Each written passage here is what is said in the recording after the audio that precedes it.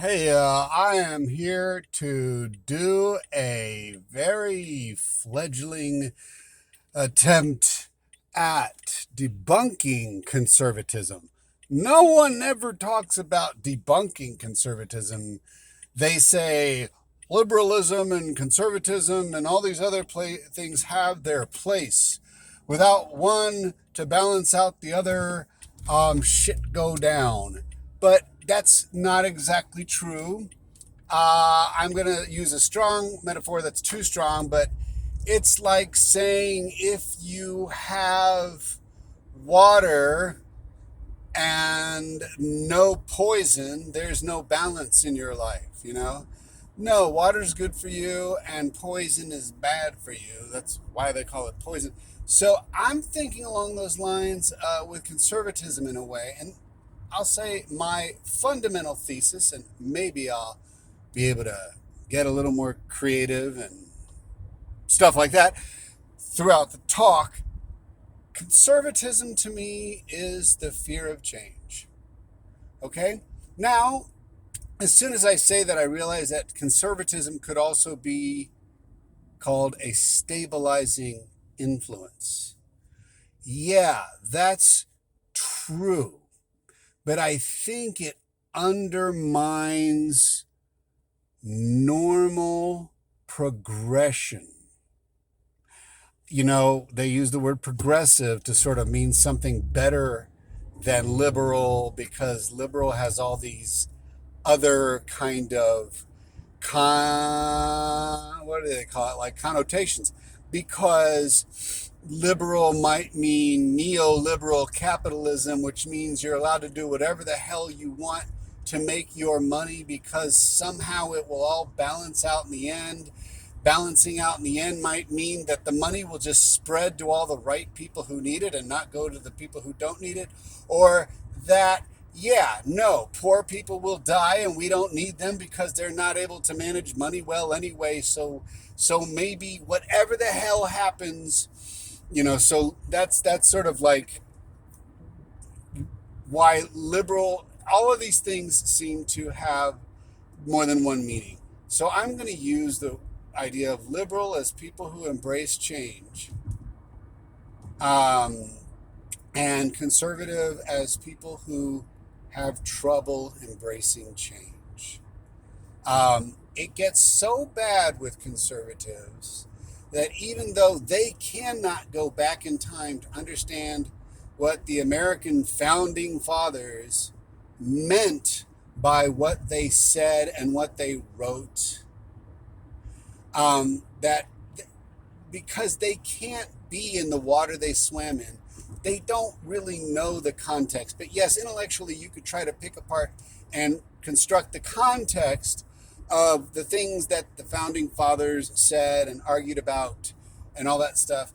And yes, you can get some idea of what they really meant. But you can't get a complete idea. There will always be argumentation about what they meant because they're human and they were all inconsistent. And that that means that this more liberal or progressive, whatever that meant back then, was up and down and inconsistent. Their terms don't even mean what we mean now. Not just liberal and conservatism, but freedom, justice, militia, for crying out loud. So I think conservatism is like a heart that's hardening, not like to be mean, like not like it's hardening and that it's becoming mean, but that it's becoming slow and stiff and sort of drying out. And that it actively, ironically, stands in the way and pushes back against education and learning and new ideas and new developments and innovations, really. And when you see anything that might resemble, I don't even know if what I was about to say is true, that anything that resembles progress and conservatism is problematic. But that's not really true, because there's also this tangle between the word conservatism and the concept of business. See, to me, business is not free unless everybody involved is free, has a hand in making decisions about the business. This goes to all the stakeholders, in my opinion. And that's not something that I think conservatives want. Conservatives seem to like hierarchy. They like to have differential power, you know, which means there's a huge brain drain because so many people don't get a seat in the leadership. A long time ago, ideas like republicanism and democracy meant that a broader group than just a king or just a king and his court would get to make the decision. There are actual citizens, which back in the day was a very limiting term, but back in the Roman days was a very limiting term. But every citizen got to vote. They were required to take a turn in the Senate, as I understand it, right? But what's really likely to have a bigger body of wisdom is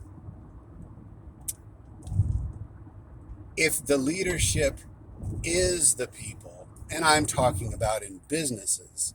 So in businesses, if the leadership is everybody that works there, and I know that there can be some special jobs and people who might guide the proceedings and all that stuff, but in general, it's a highly Republican, Democratic.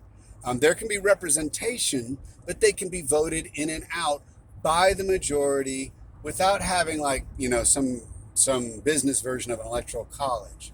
A chair, like for example, CEOs get voted in and out by the stockholders, I think, and stuff like that, or members of the executive board. I don't know all of it, but I know a lot of things. And what I'm saying is that it's not just the employees. Basically, in what I'm talking about, everybody's an employee, even if someone was able to put in more capital to start it, they're still an employee, because the idea is that everyone is going to be working for the best for the business. And the more minds that come in, the more it can be confusing sometimes, but the more likely things will be considered that wouldn't have otherwise been considered. And the ultimate votes are going to come out with, the ultimate process is going to come up with better ideas. And ultimately, those better ideas are going to be voted in by the majority. And when the majority makes mistakes, they'll think twice next time about what they vote for. We don't have an opportunity for learning in that sense with conservatism, and especially with the hierarchical stance that they've frozen themselves in. Because in the old days, people thought that there were better people and worse people, and there aren't better people and worse people. And that's why my kind of liberalism is just frankly better and more functional. We get smarter with my kind of liberalism. We put our brains together with my kind of liberalism. But get this, if we're talking about like a workplace, so you got the employees voting, you've got whatever leadership, they all get a vote. There could be committees and all that stuff to develop ideas and strategies and all that stuff, and you come together. But ultimately, there's a one person, one vote. But guess who else is included? The customer base, and if necessary and possible, anyone else who is affected by the operations of that business. For example, let's say that business decides that it's going to take your public street in front of you and it's going to drive huge trucks back and forth on your once quiet street. Then you become a stakeholder. You see? So that's the brilliance of what we call government. You see? Because none of this is different. Business and government aren't these two different spheres. Everybody's got this crazy idea that there's some kind of thing called freedom of choice and whatever you call it that makes businesses make their, you enlighten, you're self-interested, and it's all going to wash out because the invisible hand of the marketplace. No! There is no invisible hand of the marketplace. There's only the visible hands of the marketplace. It's all our choice and decision and all that stuff. I'm not saying we have free will. I'm just saying that it sure as hell feels like we do. So I'm talking in that context. We can talk about free will another time. But everybody thinks, oh, it's going to be, the more hands get into it, too many cooks destroy the pot. That's bullshit. No, it's not a matter of the number of cooks involved in making the decision. It's a matter of learning from the bad decision by experience, So, yeah, we have to understand that we already, have a denial process, and where we don't realize that all kinds of bullshit is happening because we're not letting people be included, and we're terrified of doing something different. And being terrified of doing something different is being terrified of change, which is being terrified of improvement.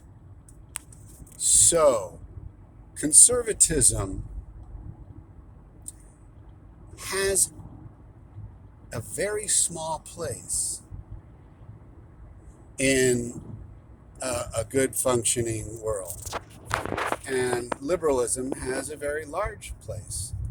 And you'll see that if you follow my advice and start to embrace change and let go of hierarchy.